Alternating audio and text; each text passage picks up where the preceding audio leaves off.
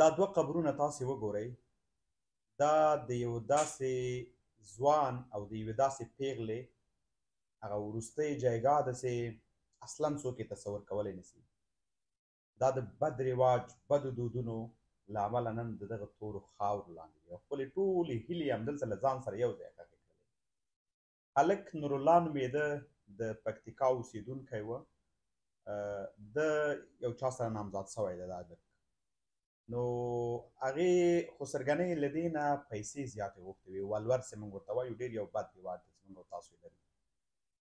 نو دا د وخت په تېرېدو سره کله چې وخت تېر شوی دی، نو طبعا جلکۍ خلک افغانستان غوندې وطن کې خلک پتنګوي چې واده دې ولې نه کېږي او دا نه کېږي هغه نه کېږي. هلک ته دا پیغورونه کېږي، خو هلک راغلی ته یې وغوښتل چې پیسې نه لرمه، دا واده راته را جوړ کړي، هغه کمې چې مې د وسه کېږي هغه به درته درکړم. کور والا خو څه دی ورته ویلي چې یاره پیسې به را پوره کوې راته. ویل خیر د واده راکړه، له واده وروسته زه درته دغه کومه، دا باندې فکر وکړه ما دې قرض دې پوره کوم. ویل چې نه، هېڅ امکان نه لري تر څو دا پیسې پوره نه کړي. نجلۍ چې کله له دغسې له دې د خپلې کورنۍ له دې خبرو خبر شوی دی چې یاره اوس خو ناممکنه ده او دا به وخت نیسي، دلته ماته خلک پیغورونه راکوي، ځکه دا په افغانستان کې په ښځو کې دا پیغور ورکول ډېر زیات دي چې واده دې ولې نه کېږي او پیسې نه لري او ناتوانه ده او چې ده او چې ده. نجلۍ څه خودکشي کړې ده، ځان وژنه یې کړې ده.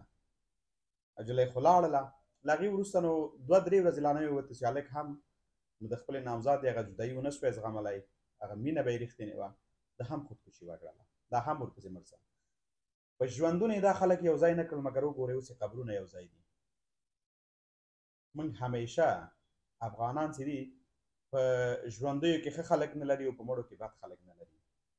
که د همدوی هغه وړو هیلو ته هم خلکو کتلی وای، خپلو کورنیو یې کتلی وای، نن به دا ورځ په دوی باندې نه راتلله. دواړه کورنۍ د غم په ټغر کېنولې، دواړو کورنیو نه د زړه ټوټې جدا کړلې، البته دا په زوره خپله دوی جدا کړلې، بل چا نه دی جدا کړي.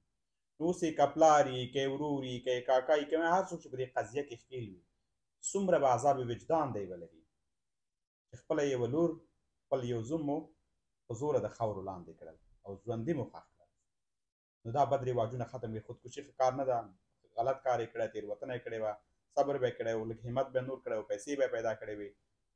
د دې طرفدار زه نه یم د دې خودکشۍ، مګر بد رواجونه دغسې زموږ ځوانان خاورې ایرې کړل، یا په دې ډول او یا په عربي ممالکو کې داسې زاړه شول چې ورتګ نه وروسته هر څه ختم شوي.